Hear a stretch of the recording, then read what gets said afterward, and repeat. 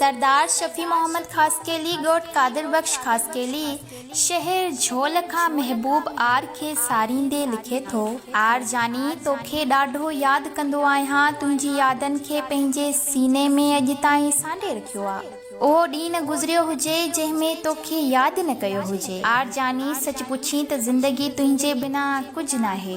तुंहिंजी यादनि ॻाल्हियुनि अञा ताईं मुंहिंजो पीछो न आहे छॾियो, छाकाणि त जंहिंसां दिलि जा रिश्ता हूंदा आहिनि उन्हनि खे विसारणु मुश्किल खां मुश्किल तर हूंदो आहे। जानी जेकर मूंखां का ग़लती का ख़ता थी हुजे त पहिरीं ग़लती सम्झी माफ़ करे छॾ रुसण खे मूंसां परचण जी कर, छॾ रुसण खे मूंसां परचण जी कर। मुर्शिद साईं मूंखे छॾे वियो यारो